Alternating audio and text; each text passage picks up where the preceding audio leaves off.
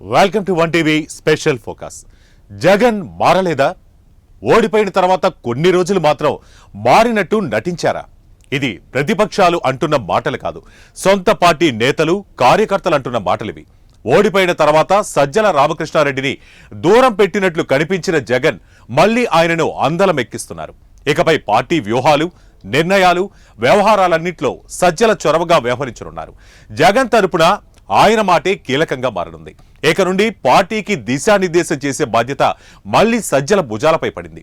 వైసీపీలో జరిగిన కీలక మార్పులు సజ్జల ప్రభావాన్ని మరింత పెంచాయి. సజ్జల వ్యవహారం పడని పార్టీ శ్రేణులు నైరాశ్యానికి గురవుతున్నారు. మరికొందరు పార్టీని వీడేందుకు సిద్ధమవుతున్నారు. దీనిపై వన్ టీవీ ప్రత్యేక కథనం.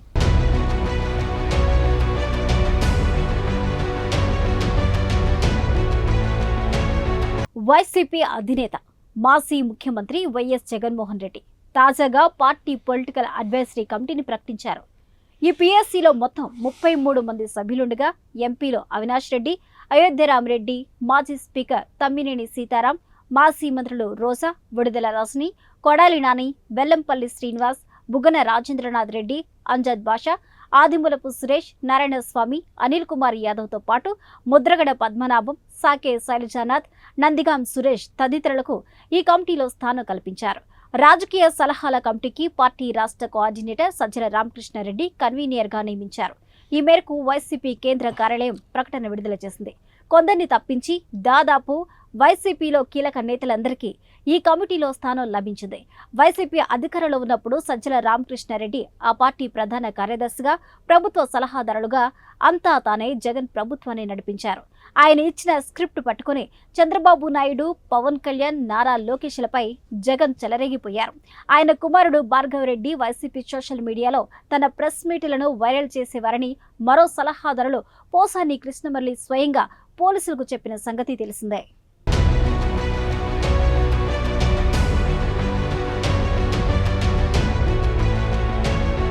ఎప్పుడు ఎవరి మీద ఏ విధంగా దాడి చేయాలి వంటి చిన్న చిన్న పనుల నుంచి పెద్ద పెద్ద విషయాలను ఎలా డీల్ చేయాలనే విషయాల వరకు అన్ని సజ్జల రామకృష్ణారెడ్డి స్వయంగా చూసుకునేవారని అందరికీ తెలుసు. వైసీపీని వీడిన కోటంరెడ్డి, విజయసాయిరెడ్డి వంటి వారు అందరూ ఇదే చెప్తున్నారు. అసలు జగన్కు సజ్జల రామకృష్ణారెడ్డి వారు శైల సారథ్యం చేస్తూ ముంచేస్తున్నారనేది దాదాపుగా వైసీపీలో అందరి అభిప్రాయం. 2024లో వైఎస్ఆర్ కాంగ్రెస్ పార్టీ ఘోరంగా ఓడిన తర్వాత అందరి వేళ్లు సజ్జల రామకృష్ణారెడ్డి వైపే చూపాయి. మాజీ మంత్రి వైఎస్ కుటుంబానికి అత్యంత ఆప్తుడు జక్కంపూడి రాజా సైతం పార్టీ ఓడిపోవడానికి సజ్జల రామకృష్ణారెడ్డి కారణమని ఫలితాల అనంతరం చెప్పిన సంగతి తెలిసిందే. అలాంటిది సజ్జలకు మరోసారి ఆధిపత్యం ఎలా ఇచ్చారు అనేది ఇప్పుడు అందరి మెదడులో మెదులుతున్న ప్రశ్న. దీంతో విజయసాయిరెడ్డి చెప్పినట్లు జగన్ చుట్టూ కోటరీ ఉందని అర్థమవుతుంది. సజ్జలను పీఎస్సీ చైర్మన్ చేయడం అంటే ఆ పార్టీలోని అందరి నేతల పిలక సజ్జల చేతిలో ఉన్నట్లే లెక్క. దీంతో ఇంకా జగన్ మారలేదా అనే సందేహం కలగక మానదు. ఘోర ఓటమికి కారకుడైన వాడికి మళ్లీ పగ్గాలు అప్పచెప్పడంతో జగన్ను ఎలా అర్థం చేసుకోవాలో పార్టీ శ్రేణులకు తెలియక అయోమయంలో ఉన్నట్టు తెలుస్తోంది.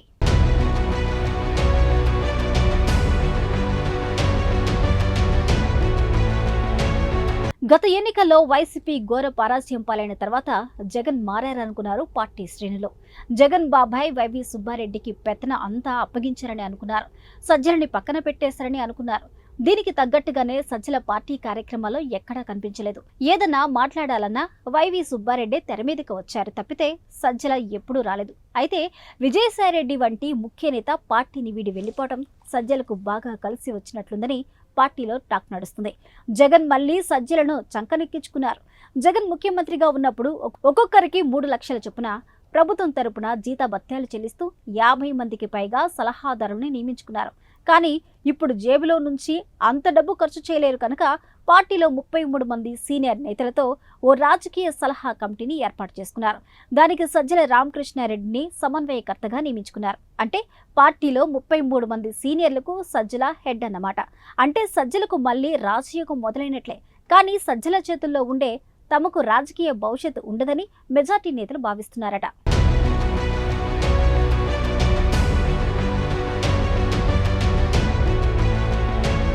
వై నాట్ 175 ఐపాక్ను కొనసాగించాలి లాంటి సలహాలన్నీ సజ్జలే ఇచ్చారని పార్టీలో ఎవరిని అడిగినా చెప్తారు. జగన్ రాంగ్ స్టెప్ వేసినప్పుడు మనం ప్రజాస్వామ్యంలో ఉన్నాం, ఇవి కరెక్ట్ కాదు అని సజ్జల హెచ్చరించలేదని సజ్జలపై ఉన్న ప్రధాన విమర్శలు. పైగా ఎవరైనా విమర్శిస్తే ఎదురుదాడి చేయడం వంటివి చేశారు. సజ్జలే చాలా సందర్భాల్లో సీఎంలా వ్యవహరించారనే విమర్శలు వినిపించాయి. ప్రభుత్వ సంబంధ విషయాలు కూడా సజ్జలే మీడియా ముందుకు వచ్చి మాట్లాడేవారు. విధాన నిర్ణయాలను ముఖ్యమంత్రి లేదా మంత్రులు మీడియాకు వివరిస్తారు. కానీ వైసీపీ ప్రభుత్వ హయాంలో సజ్జలే వాటిపై మాట్లాడేవారు. విజయసాయిరెడ్డి కూడా పదే పదే కోటరి అనే విమర్శలు చేయడానికి కారణం కూడా అదే. మీడియా ప్రమాద గంటికల్ని చెవికి ఎక్కించుకుని తప్పులు సరిదిద్దుకున్నా నేడు జగన్ ఈ దుస్థితికి కలిగి ఉండేది కాదు. ఓడిపోయిన తర్వాత సజ్జలను కోటరిని పక్కన పెట్టిన జగన్ మళ్లీ ఆయనకు ప్రధాన బాధ్యతలు అప్పగించారు. ఈ తాజా నిర్ణయంతో పార్టీ ఎమ్మెల్యేలు, సీనియర్ నేతల్లో తీవ్ర స్థాయిలో అసంతృప్తి చెలరేగుతుంది.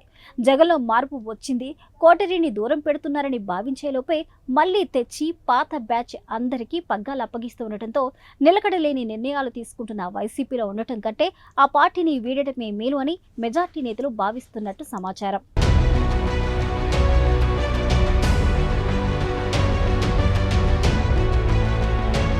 సజ్జలకు అంతగా జగన్ ఎందుకు ప్రాధాన్యత ఇస్తున్నారు? ఘోర ఓటమికి సజ్జలే కారణమని మాజీ మంత్రులు సైతం చెబుతుంటే జగన్ ఎందుకు ఇలా చేస్తున్నారు అనేది అందరిలో మెదులుతున్న ప్రశ్న.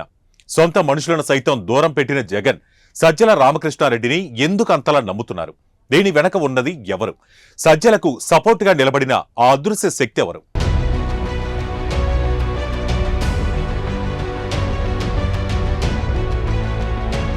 2019-2024 మధ్య వైసీపీ అధికారంలో ఉన్నప్పుడు సజ్జల రామకృష్ణారెడ్డి ప్రభుత్వ సలహాదారులుగా, పార్టీ స్టేట్ కోఆర్డినేటర్గా కీలక బాధ్యతలు నిర్వర్తించారు.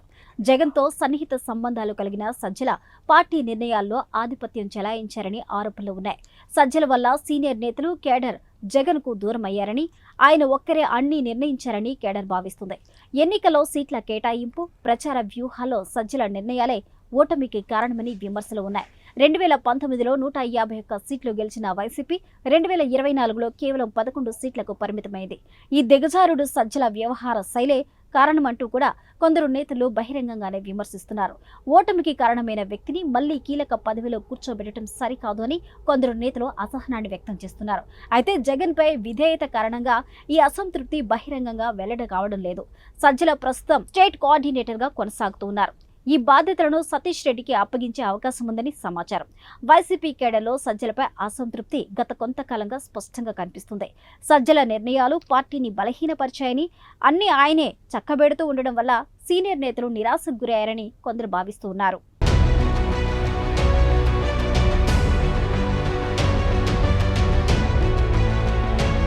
పైకి సజ్జలను దూరం పెట్టారని శ్రేణులు నమ్మించి మళ్లీ ఇప్పుడు పగ్గాల అప్పచెప్పారని అనుకుంటున్నారు. మరోవైపు విజయసాయిరెడ్డి కూడా లేకపోవడంతో, తనకి సలహాలు ఇచ్చే సరైన నాయకుడు పార్టీలో లేకపోవడంతో తప్పనిసరి పరిస్థితుల్లో సజ్జలను చంకనెత్తుకున్నారనే చర్చ జరుగుతుంది. వైవి సుబ్బారెడ్డి కొంతమేరకు వ్యవహారాలను చక్కబెట్టగలడని, రాజకీయంగా కొన్ని విషయాలు వైవి సుబ్బారెడ్డి సరిగ్గా నిర్వహించలేకపోతున్నారని జగన్ భావిస్తున్నట్టు తెలుస్తుంది. పైగా వైవి సుబ్బారెడ్డి తనయుడు విక్రాంత్ రెడ్డి కాకినాడ సీపోర్టు విషయంలో సంబంధం కలిగి ఉన్నట్లు సాక్షాత్తు విజయసాయిరెడ్డి చెప్పడంతో సంచలనంగా మారింది. ఈ క్రమంలో వైవి సుబ్బారెడ్డిని కొన్ని విషయాలు జగన్ పక్కన పెట్టినట్టు తెలుస్తుంది. స్వతహాగా ఆలోచించుకోలేని జగన్ సలహాదారులపైనే ఎక్కువగా ఆధారపడతారని ఆ పార్టీ శ్రేణులు అంటున్నారు. అందుకే ఎవరో ఒకరిని సలహాదారునిగా పెట్టుకోక తప్పడం లేదు. పేరుకు పిఎస్సిలో అన్ని సామాజిక వర్గాలకు ప్రాధాన్యత కల్పించినట్టు కలరింగిచ్చినా అసలు ముఖ్య సలహాదారుడు మాత్రం సజ్జలేనని అందరికీ అర్థమవుతుంది. ఓటమి తర్వాత జగన్ జిల్లాల పర్యటనలు చేసి కేడర్ను ఉత్తేజపరుస్తారని భావించారు. కానీ అది కూడా జరగలేదు. సజ్జల ఆధిపత్యం వల్ల ఇప్పటికీ ఆ పార్టీ నేతలో అసంతృప్తి నెలకొనింది. కానీ జగన్ మాత్రం ఆయనపై పూర్తి విశ్వాసంతో ఉన్నట్లు తాజాగా నియామకం చెప్తూ ఉంది. అయితే భవిష్యత్తులో ఈ నిర్ణయం పార్టీకి చేటు చేస్తుందని కొందరు అంచనా వేస్తున్నారు.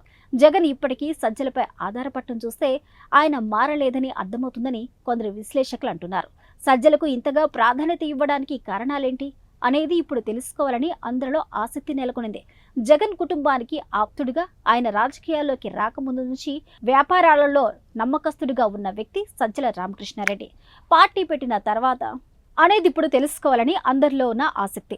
జగన్ కుటుంబానికి ఆప్తుడిగా, ఆయన రాజకీయాల్లోకి రాకముందు నుంచి వ్యాపారంలో నమ్మకస్తుడిగా ఉన్న వ్యక్తి సజ్జల రామకృష్ణారెడ్డి. పార్టీ పెట్టిన తర్వాత, ఆ పార్టీ అధికారంలోకి వచ్చిన తర్వాత మరింత ప్రాధాన్యతనిచ్చారు జగన్. పాత్రికేయుడిగా సుదీర్ఘ అనుభవం ఉన్న సజ్జల తన జీవితంలో అంచెలంచెలుగా ఎదిగారు. జగన్ మీడియాను ఒంటి చేత్తో నడిపించిన వ్యక్తి. అంతేకాదు, వైఎస్ ఫ్యామిలీ వ్యాపారాలు అన్నీ తానే చూసుకున్నారు. వైసీపీ పార్టీ పెట్టిన తర్వాత కూడా బయటికి కనిపించలేదు, కానీ తెర వెనుక అన్నీ నడిపించారు. 2014లో వైసీపీ ఓటమి తర్వాత కూడా సజ్జల ఎక్కడా కనిపించలేదు. పత్రికా వ్యవహారాలను చక్కదిద్దే పనులు పరిమితం చేశారు.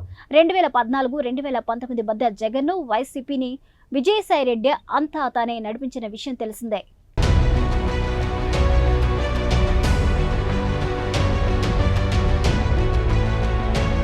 2019 ఎన్నికల్లో వైసీపీ గెలిచాక కేబినెట్ ర్యాంకుతో ప్రభుత్వ సలహాదారునిగా సజ్జల రామకృష్ణారెడ్డి నియమితులు అయ్యే వరకు ఆయన ఎవరో కూడా సామాన్య నాయకులకు తెలియదు.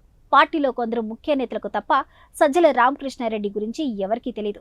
ప్రభుత్వ సలహాదారునిగా, పార్టీలో ట్రబుల్ షూటర్గా, ముఖ్యమంత్రి తరపున ఆయన ఆలోచనలు, ఆదేశాలను అమలు చేయడం, పార్టీ వ్యవహారాలను చక్కబెట్టడంలో సజ్జల సక్సెస్ అయ్యారని ఆయన దగ్గర మనుషులు చెప్తూ ఉంటారు.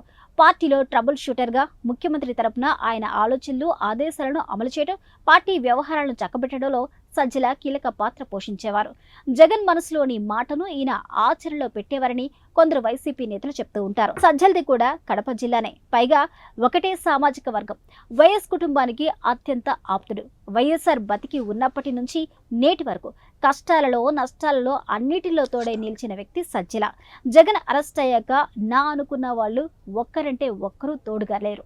వైఎస్ ఫ్యామిలీకి అండగా నిలిచిన వారెవరు అంటే వేళ్లలో లెక్క పెట్టవచ్చు. వీరిలో సజ్జల ఒకరు. జగన్ అరెస్ట్ అయ్యాక మరుక్షణం వైఎస్ ఫ్యామిలీ ఇబ్బందులు పడింది.